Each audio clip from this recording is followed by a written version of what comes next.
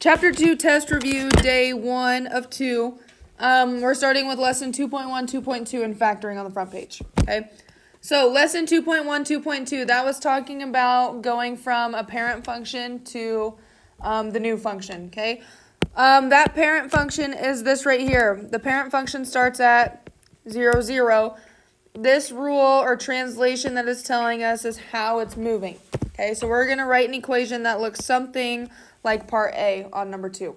Okay, so f of x equals, it says 4 units left. How do I write that in parentheses? X minus 4. You would think minus 4, but it needs to be the opposite. Plus 4, what do I need on the outside of the parentheses? Squared. And then 2 units up plus 2. There you go. So keep in mind that this in the parentheses, the x values, you have to think opposite. The y values, you can think normal. Okay? So yeah, that's all that one is asking you to write an equation that is being changed from the parent function. Okay? Number 2, A and B. We're dealing with 2 different types of equations. Okay? This first one is vertex form. And B is standard form. Okay. Vertex form. It is called vertex form because it gives you everything. It gives you the vertex. Okay? Hint, hint. Vertex comes from these 2 numbers. But what do we have to think of when we look at that one? The x value. Opposite. We got to think opposite. So negative 2 becomes positive 2, and then negative 4. So my vertex is 2, negative 4. I got that straight from the equation. Okay. Now talking about max and min. Is my picture or my parabola opening up or is it opening down? Up. It is up because there's no negative in front of there. So my picture looks like this. Where's my vertex at? On the bottom. Is that a max value or a min value? Minimum, because it's the bottom value. Okay, axis of symmetry. Where does that come from? The x or the y. It's going to come from our x value. X equals 2. Yep. Comes from that vertex value. Can I just write 2? No. No, it has to be x equals 2. So it's x value? Always x value. Domain. Why should you never miss domain? It's always negative infinity to infinity. Yep, always negative infinity to positive infinity, no matter what. Okay? And then range, that one's a little trickier. Use the picture to help you. Range, are we dealing with the x values or the y values? X. Y. Y values. Range is y values. Looking at that picture, what is my smallest y value? Negative 4. What is my highest y value? Infinity. Good. And that's all you need to do on those. Okay? You're listing those 5 key features. When you get to standard form, we have 6 key features. Most important part of both of these is indeed the vertex. However, can we find the vertex as easily on part B? No. What do we have to do? We got to do some side work. Remember the equation? X equals negative b over 2a. Okay, what's my negative b?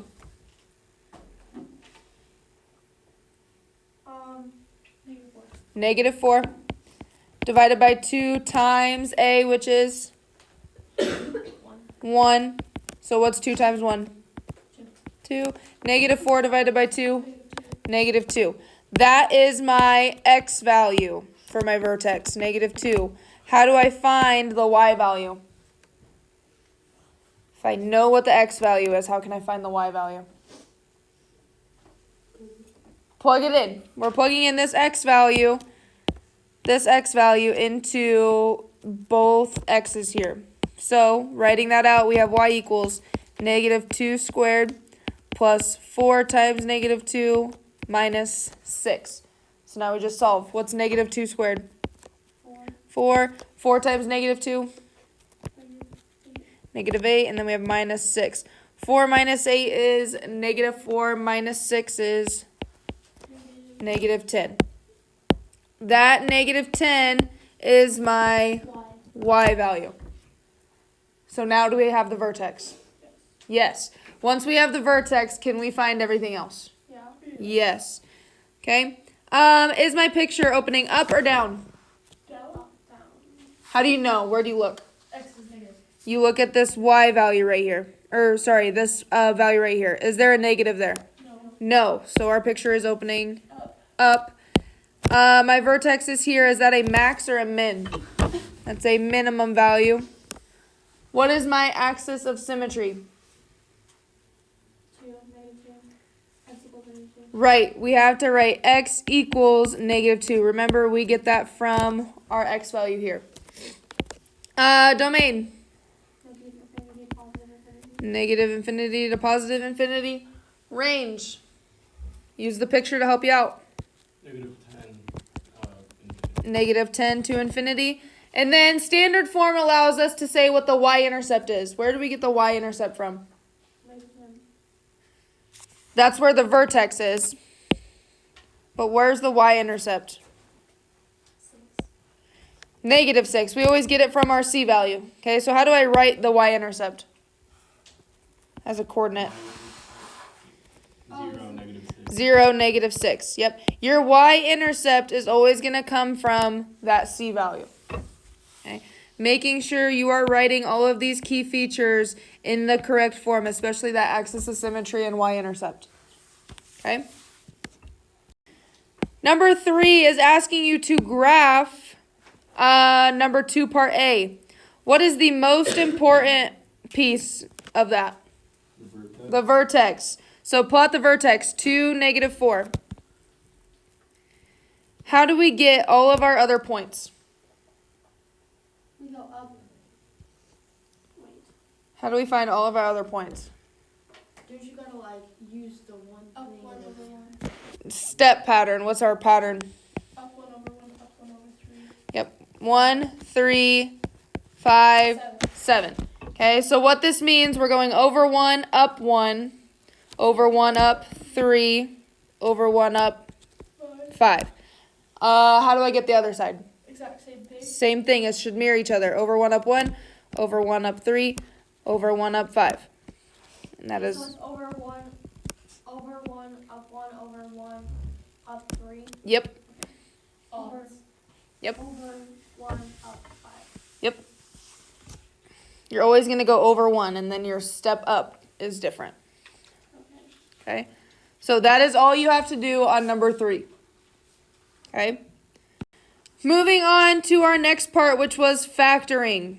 Okay? I did one of each type of factoring. Okay? This one, we are factoring out the GCF. Okay? What does GCF stand for? Greatest common factor. So take it one at a time. What is the greatest common factor of 12 and 18? 6. It is 6. Some of us would say 3, but why can we not pick 3? It's not the greatest. Okay, so we're going to pick 6. Now focus on the x's. I have 2 here and 3 here. Do we remember how many we take? Take the smallest. So out of 2 and 3, 2 is the smallest. Okay. The y's, we have 3 here and 2 here. How many do they have in common? 2. 2. And then I have 1 z here and none here. So I just put this none. I can't take any out, right? They don't have it in common. I can't take it out. Okay. So that's my GCF. Now I just need to divide it out. What's 12 divided by 6? 2. 2. Okay, think of these x's as you're subtracting the exponents. Or think, I started with 2, I took out 2. So 2 minus 2? 0. It's gone. Y's, I started with 3, I took out 2. 3 minus 2? 1. What do I do with this z? Just add it. I keep it, right? Good. Now we move on to the second term. What's 18 divided by 6? 3. 3. I started with 3 x's, I took out 2. 3 minus 2? 1. The y's, I started with 2, I took out 2. 2 minus 2? None. Am I done? Parentheses. Right. Why can I not put a z here? Because there isn't one. Because there isn't one, right? So this is my final answer on that one. Okay. Getting to part B, this is our normal factoring. Okay, this is where we find factors of 10 that add up to 7. What are factors of 10? Let's list them. 1, 10, 1 and 10, 2, 5. 2 and 5. Is there any more? No. Nope. Now, which one of these factor pairs adds up to 7? 2, 5. 2 and 5. Do we need to change any of them? No. No. So how do I write my answer here? It's x plus your x minus x plus 2, x plus 5. Yep, x plus 2, x plus 5. Why is it adding and not subtracting? Because they're not negative. Right, because they're not negative here. They are both positive, so we write them as x plus 2, x plus 5. Okay, and that's all you need to do.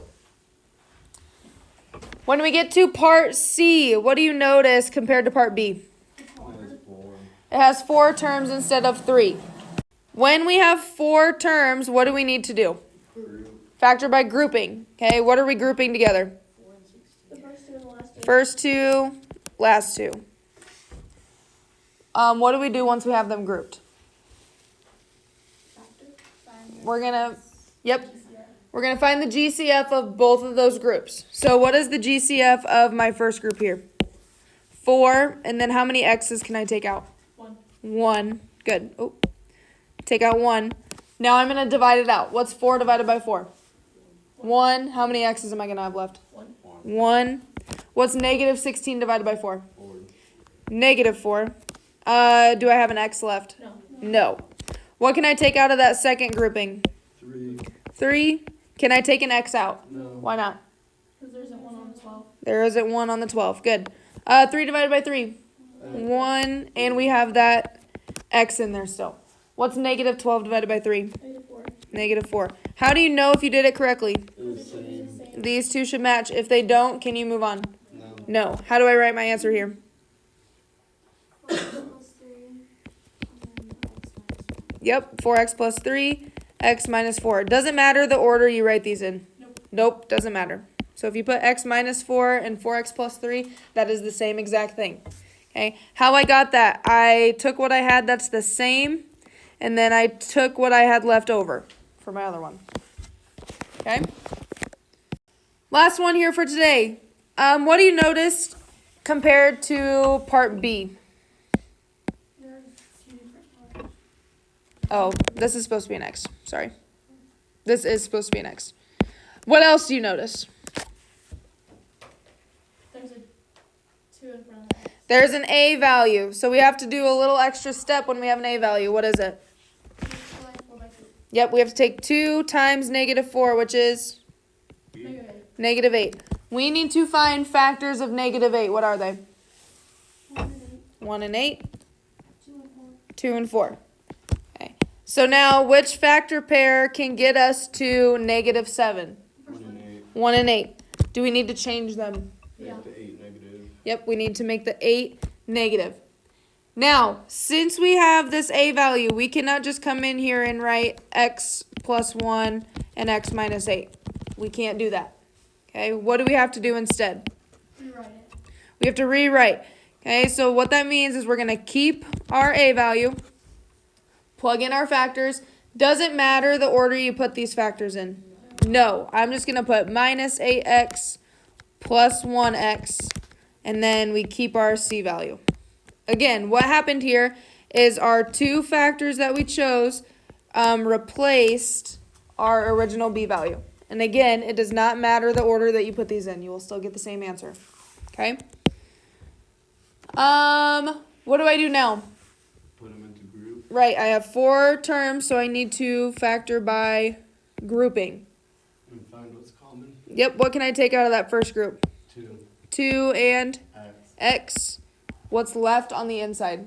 X minus 4. Yep, how'd you get that minus 4? With the dividing 2 and Yep, negative 8 divided by 2. Good. What can we take out of the second group? Right, why? Okay, so usually some people would say we're taking out nothing, right? But when you say you're taking out nothing, we need to take out 1. Okay, so if I take out 1, what's left? X minus minus 4. Did we do it correctly? Yeah. How do we know? The same. X minus the parentheses are the same. Good.